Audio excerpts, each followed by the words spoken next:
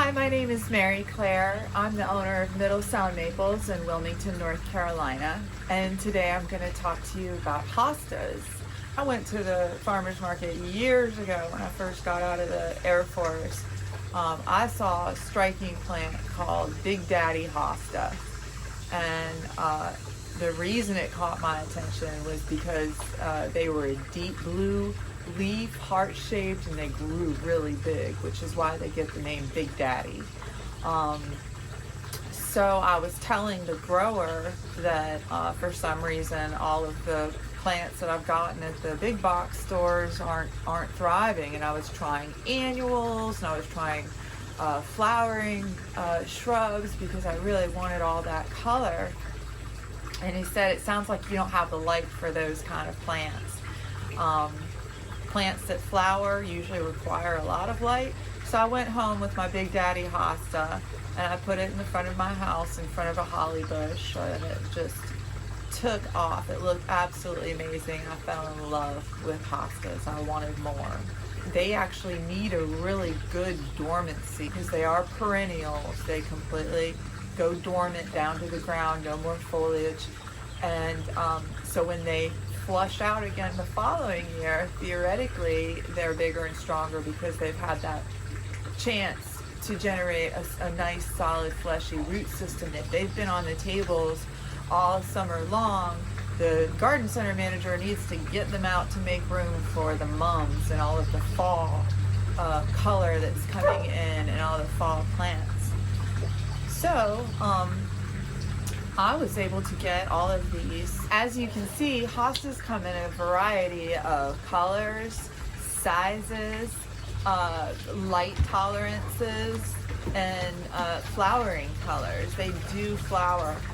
The reason that you fall in love with hostas is the beautiful foliage. It's striking. And to have color like this in a shade garden is really remarkable. These green ones are called guacamole. And I love them. I love them that you're like, oh, this is such a pretty green, and then look on the edges, even more green. So it's a really pretty combination. I love the grooved leaves. I love how they kind of curl a little bit. I think they're unapologetically bold and striking, and I love them. So there are a lot of people kind of go into the darker colors. Darker colors in general, if the foliage is dark like that, usually means it doesn't require quite as much light because it doesn't have the chlorophyll to generate that much energy, to use that much light. And so it's definitely happier in the shade. So I just go full force shade gardening. So hostas come in blue, as you can see. They come in almost white to a pretty little yellow. Some of them are, quite a few of them are variegated. Quite a few of them are solid colors like this one and the Big Daddy that I was talking about. Some of them have very thin edges like this, but sometimes those little thin edges really pop out in your shade garden. I think that bright white edge and the deep green still got those rippled leaves that I'm obsessed with. But this is considered a full hosta plant. It has all the plant parts that you're looking for. It's got the root system, and this is a very young root system, but these roots will get nice and fleshy. The best way to plant these is to dig a relatively shallow hole, and you want to spread the roots out. And the reason you do this is it being a mounding plant, it's going to send off more shoots, more plant systems if you spread out the roots like that. But if these roots are pointed straight down, then they're not going to spread. Where it's hot, I just put the plant and all in the same form into the ground. I'm not worried about dividing them later on. I'm not worried about propagating them. I want them to survive. They've been in the pot. They're not root bound. Squeeze the pot, dig a hole twice the size of the pot, and put it in. So that's pretty much all I've got on hostas. So the next step is to get all these beauties in my yard. So today the hostas that I'm planting are in pots, and like I said, in my climate, zone 8, I'm just gonna drop the root ball right into the ground with the soil that came in the pot. Hopefully it'll come out in one form, drop it in, no big deal. But this is one that I've dug up, so I'm transplanting it. And if you look closely, there are little nodes forming right here. So they're gonna leaf out. And then here's kind of like the heart of the plant. Now that it's formed all the roots, I don't really know if this is necessary anymore. But once you get your hole dug, you wanna build up a little mound of the natural soil. And you're gonna fan these roots out like that. That's gonna give them every opportunity to survive. If the quality of soil is poor over here, then at least these roots over here will have a chance, and maybe the whole plant itself will start forming underground like that. So we don't know. And so why not hedge your bets and spread the root system out. This is only if you're transplanting either clumps that you've divided or clumps that you just want to move. I just wanted to move this little guy. So here's one of the places that I thought would look really nice. It's having some border hostas. So I was going to plant quite a few. The thing about Wheeler's dwarf is it's variegated. So those are how the leaves come in. One would think, since that's variegated, why don't we use a hosta that kind of mimics the same thing? And I'll tell you why. They get lost in the Wheeler's dwarf. They don't pop out. They don't look any different. So be mindful. Sometimes mimicking surrounding plants is great for the eye.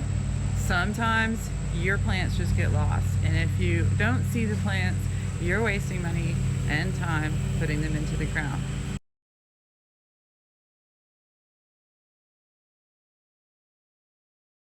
I like that a lot better. You can definitely see the hostas.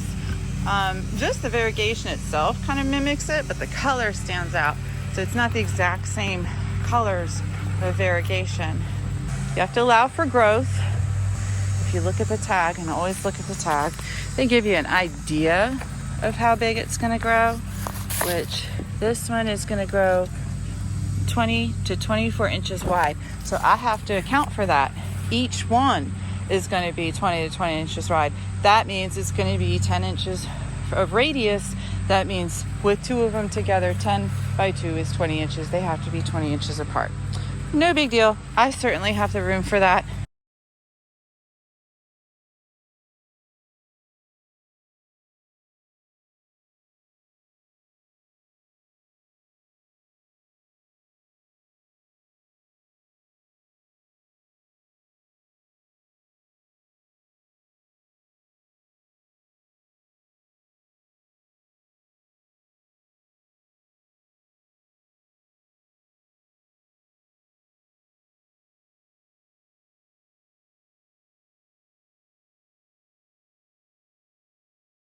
This was the hole that I actually had to go in and cut some roots out of, and it does have this large root.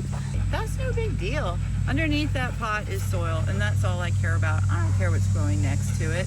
These fleshy roots don't care what's growing next to it. They just grow right on down. Okay, so it's no big deal to plant right next to that. That's fine.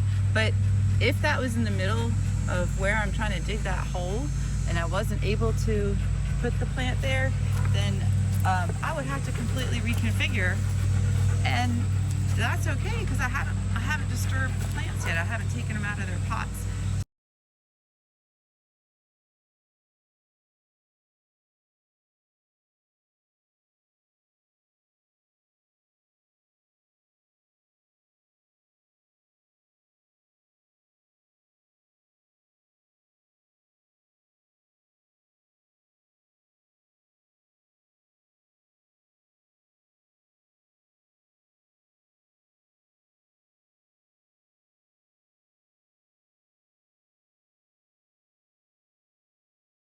Now that I know it looks like that, I'm going to do the other side.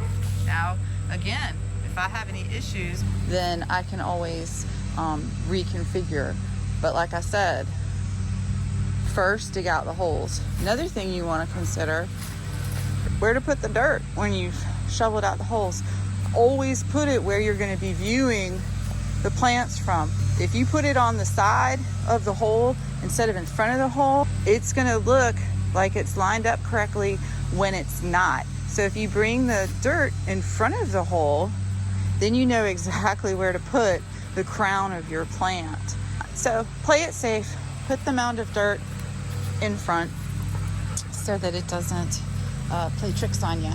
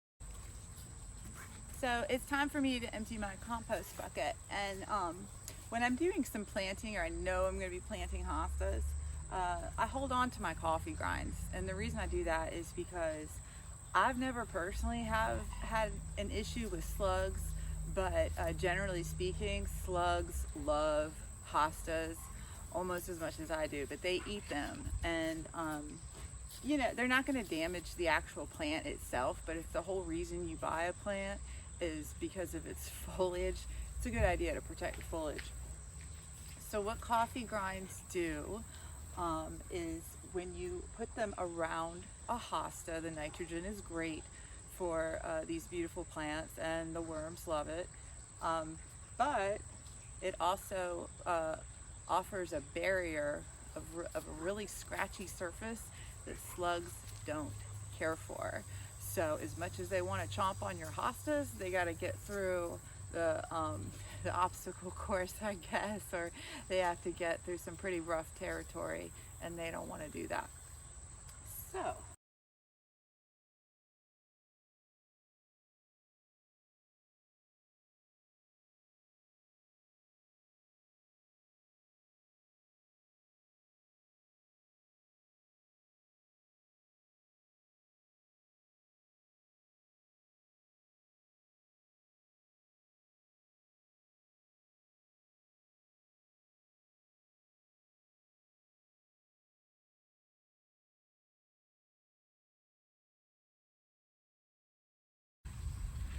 So my son and I had some eggs yesterday for breakfast, and if slugs don't like slugging over coffee grounds, they sure will not like slugging over eggshells. So I'm gonna crush these up. They will never decompose. How about that? But they do add calcium to your compost, and they do help aerate and keep your soil from becoming compacted. So there's a lot of stuff you can put in your kitchen compost that will help your plants out here.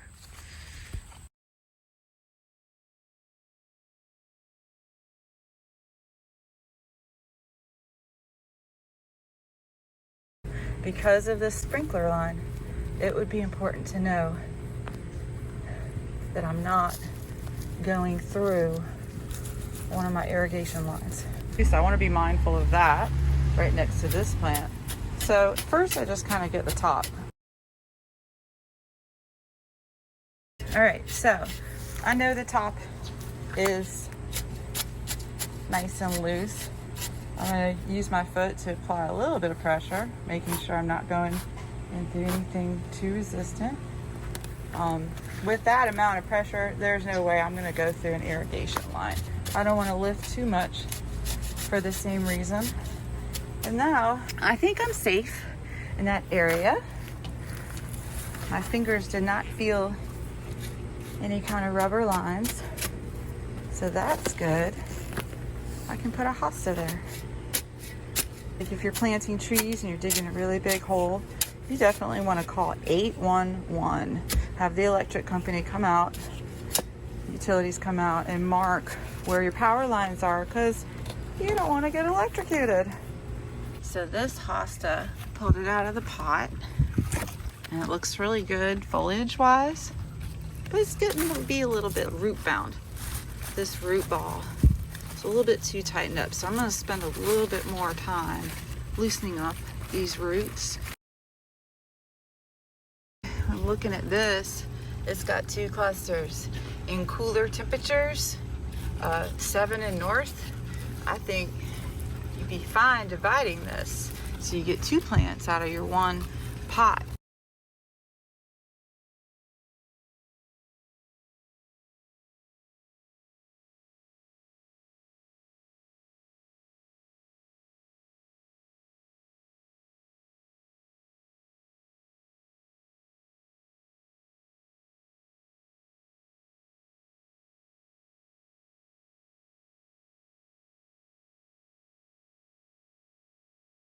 I'm going to plant some hostas underneath now that I've freed up this space and moved the boxwoods, and then I'll probably trim up the boxwoods a little bit and make this a nice little shade bed.